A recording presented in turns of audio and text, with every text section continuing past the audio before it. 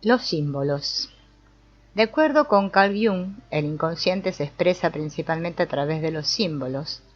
Aun cuando no haya un símbolo o una imagen que pueda representar plenamente un arquetipo, cuanto más se conforme un símbolo a los materiales inconscientes organizados alrededor del arquetipo, tanto más intensa y cargada de emociones será la respuesta que suscite. El símbolo posee un significado muy complejo debido a que representa un desafío para la razón. Invariablemente presupone una multitud de significados que no pueden aprehenderse dentro de un solo concepto lógico. El símbolo tiene futuro. El pasado resulta insuficiente para interpretarlo, ya que toda situación real encierra gérmenes del futuro. Tal es la razón por la que el elucidar un caso, el simbolismo se aplica de manera espontánea en virtud de que contiene el futuro. Dos tipos de símbolos interesaban a Jung, los individuales y los colectivos. Por símbolos individuales entiende los símbolos naturales, que constituyen producciones espontáneas de la psique individual y no imágenes o diseños creados de manera consciente por un artista. Además de los símbolos personales que se observan en los sueños o las fantasías de una persona, hay importantes símbolos colectivos, los cuales adoptan a menudo imágenes religiosas como la cruz, la estrella de David de 6 puntas y la rueda de la vida de los budistas.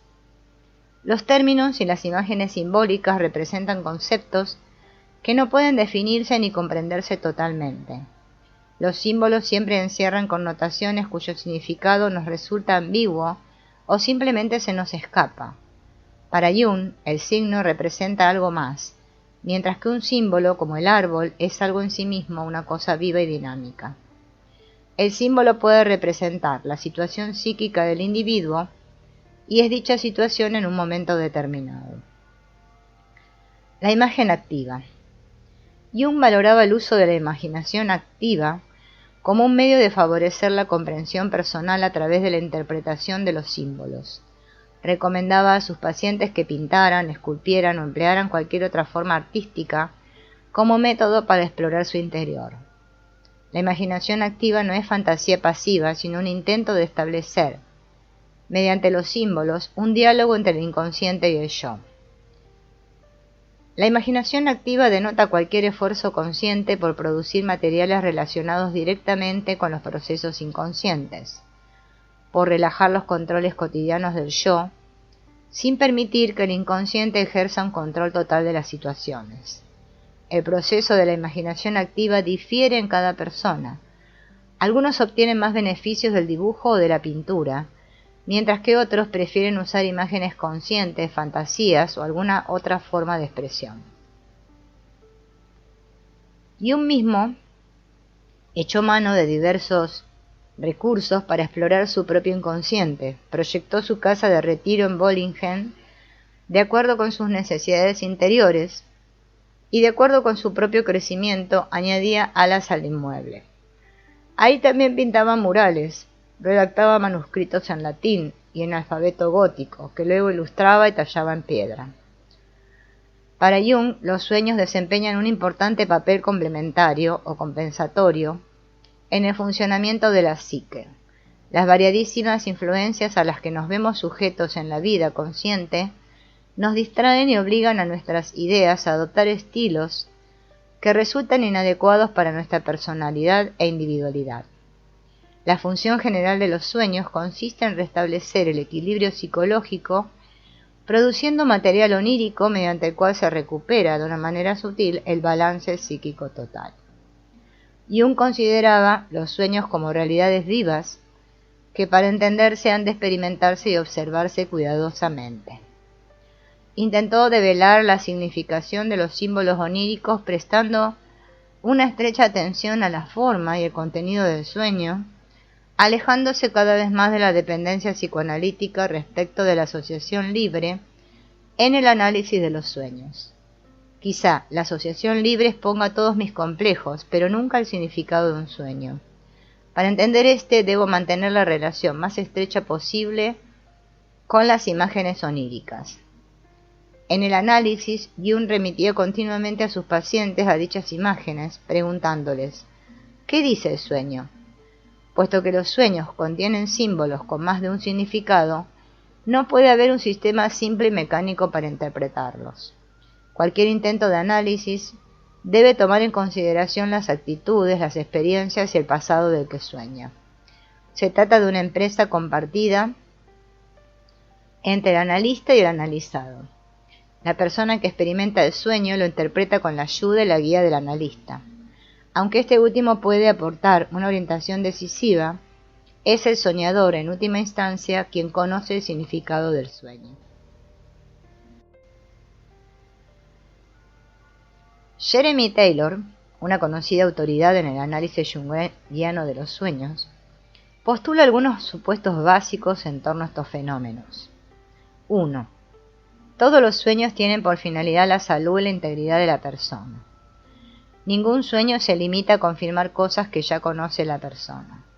Solo el que sueña puede señalar con certeza los significados que encierra un sueño. No hay sueños con un solo significado. Todos los sueños se expresan en un lenguaje universal de metáforas y símbolos. Más importante que la comprensión cognitiva de los sueños es el acto de experimentar y tomar seriamente los materiales oníricos. Jung nos recomienda fraternizar con nuestros sueños y considerarlos no como sucesos aislados, sino como mensajes del inconsciente. Este proceso genera un diálogo entre el consciente y el inconsciente y representa un paso importante en la integración de ambos. La individuación, crecimiento psicológico. Según Jung, todos tendemos a la individuación o desarrollo personal. Dicho en otros términos, la psique posee una tendencia innata hacia la totalidad o la plenitud. Esta idea es similar al concepto de autoactualización de Maslow, si bien la teoría en la que se basa el concepto junguiano es mucho más compleja. La individuación significa transformarse en un ser homogéneo, y en la medida en que la individualidad abarca nuestra identidad más íntima, irreductible e incomparable, también implica convertirnos en nuestro self. Por consiguiente, podemos traducir el término individuación como adquisición del ser o autodescubrimiento. La individuación es un proceso natural y orgánico. Es la manifestación de nuestra naturaleza básica en lo que representa una pulsión fundamental de todas las personas. Es lo que hace a un árbol convertirse en árbol. Lo mismo que cualquier proceso natural puede ser impedido o desviado, en la misma medida que el crecimiento de un árbol se frustra si se planta en un ambiente inadecuado. La individuación es el proceso mediante el cual se alcanza la totalidad y la plenitud, y por lo tanto se traduce en una mayor libertad. Este proceso comprende el establecimiento de una relación dinámica entre el yo y el self, junto con la integración de las diversas partes de la psique, el yo, la persona, la sombra, el ánima y el animus, y los otros arquetipos inconscientes. A medida que se avanza en el proceso de individuación, se observa que estos arquetipos se expresan de formas cada vez más sutiles y complejas. Cuanto mayor es la conciencia que adquirimos de nosotros mismos por la vía de autoconocimiento y actuamos en consecuencia, tanto más se adelgaza el estrato del inconsciente personal que se suma al inconsciente colectivo. De esta forma surge una conciencia liberada del mezquino, susceptible y personal mundo de los intereses objetivos. Esta conciencia enriquecida deja de ser ese amasijo egoísta y sensiblero de temores, deseos, esperanzas y ambiciones personales. Se trata más bien de una función de relación con el mundo, de los objetos que instauran en el individuo un lazo absoluto, obligatorio e indisoluble con el mundo en general. Como analista, Jung descubrió que quienes acudían a él durante la primera mitad de la vida guardaban relativamente pocos lazos con el proceso de individuación interior. Lo que les preocupaba era la realización individual, los logros exteriores y la consecución de las metas del yo. Los pacientes de edad más avanzada, quienes habían alcanzado esas metas en mayor o menor medida, solían plantearse diferentes objetivos: la integración en vez de los logros personales y la armonía con la totalidad de la psique. Desde el punto de vista del yo, el crecimiento y el desarrollo requieren la integración de nuevos materiales a la conciencia. Este proceso comprende la adquisición de un conocimiento del mundo y de sí mismo. Para el yo, el crecimiento no es en esencia, sino la expansión de la percepción consciente. En contraste, la individuación es el desarrollo del self, y desde la perspectiva de éste, la meta que se busca es la unión de lo consciente con lo inconsciente. La develación de la persona. En las primeras etapas del proceso de individuación, debemos comenzar por develar a la persona y visualizarla como una herramienta útil y no como una parte permanente de nosotros mismos. Aunque la persona cumple con ciertas funciones defensivas, también actúa como una máscara que oculta el self y el inconsciente. Cuando analizamos la persona y retiramos la máscara, descubrimos que lo que parecía ser individual no es, en el fondo, más que colectivo. En otras palabras, que la persona hacía las veces de máscara para la psique colectiva. En lo fundamental, la persona no tiene nada de real. Representa un compromiso entre el individuo y la sociedad respecto de la apariencia que ha de presentar aquel, la cual se reduce a un nombre, una profesión u oficio, etc. En cierto sentido, todo esto es real. Si bien en relación con la individualidad esencial de la persona, se trata de una realidad secundaria, un producto de compromiso en el que a menudo son otros quienes se llevan la tajada más grande. Al tomar conciencia de las limitaciones y las distorsiones de la persona, nos tornamos más independientes de la cultura y la sociedad. La sombra. Cuando miramos tras las apariencias, nos vemos obligados a enfrentar a la sombra. Nos liberamos de su influencia en la medida en que aceptemos la realidad del lado oscuro que tenemos y al mismo tiempo percatándonos de que somos más que la sombra. El ánima o ánimos. El siguiente paso consiste en enfrentar al ánima o ánimus. Debemos acercarnos a este arquetipo como si se tratara de una o varias personas reales con las que nos podemos comunicar y de las que podemos aprender. Por ejemplo, Jung interrogaba las figuras del ánima que se le presentaban en la interpretación de los símbolos oníricos, como si se tratara de un paciente conversando con el analista. Asimismo, descubrimos que las figuras que adopta el ánima o el animus gozan de una considerable autonomía y que pueden influir sobre nosotros o incluso dominarnos, si los pasamos por alto o aceptamos ciegamente sus imágenes y proyecciones como si fueran producciones personales. El desarrollo del self. El objetivo y la culminación del proceso de individuación es el desarrollo del self. El self es la meta de la vida, pues representa la expresión más acabada de esa azarosa combinación que conocemos como individualidad. El self sustituye al yo como el punto de equilibrio de la psique. La conciencia del self infunde unidad a la psique y sirve para integrar los materiales conscientes e inconscientes. El fin de la individuación consiste nada menos que en rescatar al self de las falsas envolturas de la persona, por una parte, y del sugestivo poder de las imágenes primordiales, por la otra. El yo sigue ocupando el centro de la conciencia, pero ya no se le percibe como el núcleo de la personalidad toda. Al respecto escribió Jung: debemos ser lo que somos, descubrir nuestra propia individualidad, ese centro de la personalidad que ocupa una posición equidistante entre el consciente y el inconsciente. Debemos pugnar por alcanzar este punto ideal hacia el cual la naturaleza parece querer dirigirnos. Solo en ese punto podremos satisfacer nuestras necesidades. Aunque es posible describir la individuación en términos de etapas, el proceso es bastante más complejo que la progresión lineal que presentamos aquí. Todos los pasos mencionados se superponen y es frecuente que tengamos que vernosla de nuevo con viejos problemas y dificultades, aunque si las cosas marchan bien desde una perspectiva diferente. La individuación puede representarse como una espiral en la que nos esforzamos por resolver las mismas cuestiones básicas de una forma dada cada vez más precisa. Este concepto guarda una estrecha relación con el concepto Zen de la iluminación, según el cual la persona nunca resuelve los koanes personales o problemas espirituales, por lo que la búsqueda se considera un fin en sí mismo. La individuación es una tarea difícil cuando se emprende de manera consciente, por lo que la persona debe gozar de buena salud psicológica para sortear con éxito el proceso. Este proceso, el yo debe ser lo suficientemente fuerte para sobrellevar unos cambios radicales que en ocasiones trastocan por completo las cosas en el proceso de la individuación.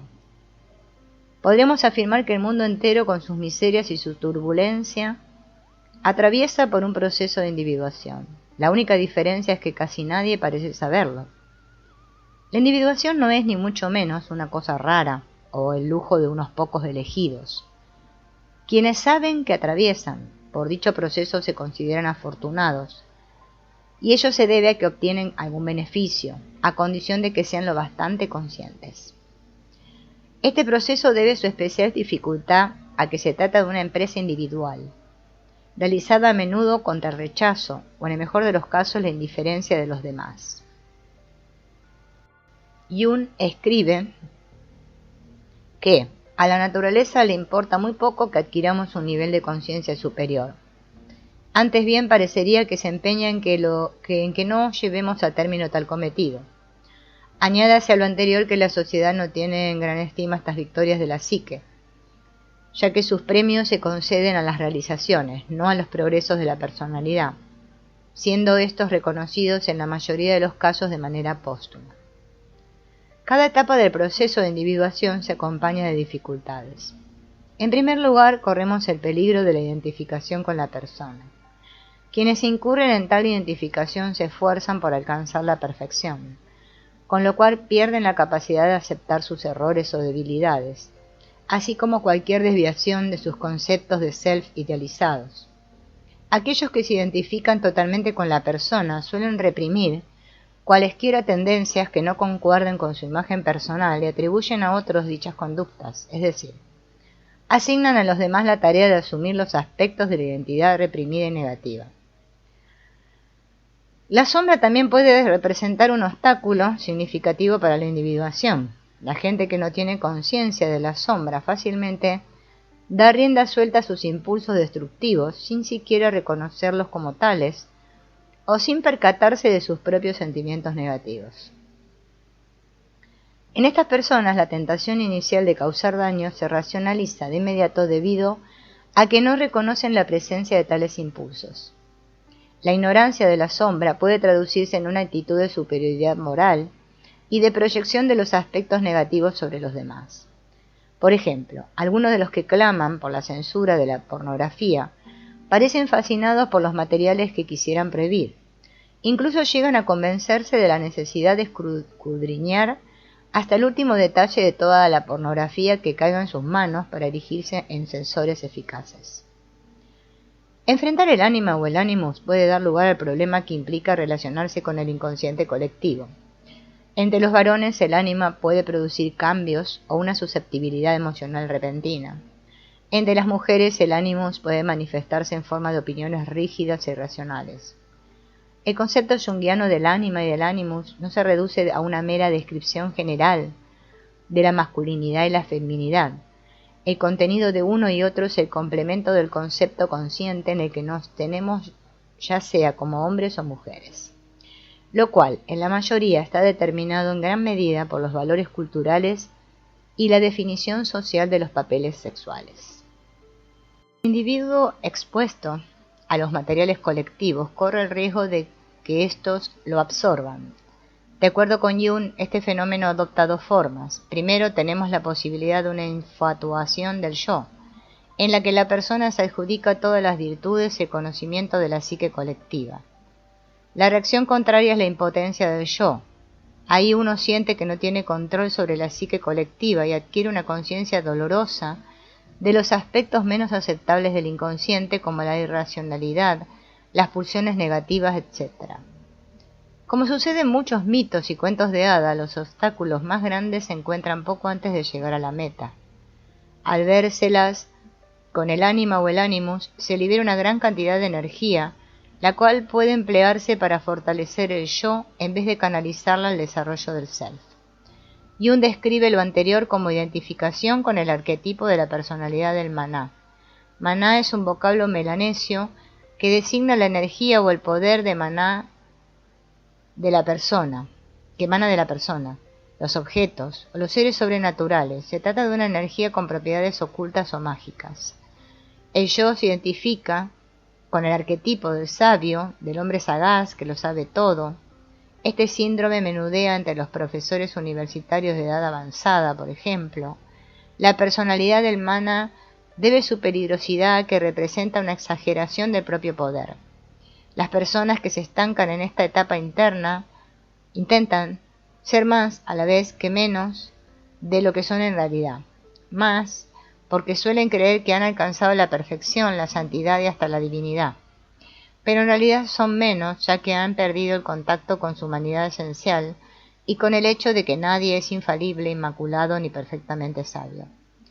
Jung percibe en la identificación temporal con el arquetipo del self o la personalidad del maná un fenómeno casi inevitable en el proceso de individuación.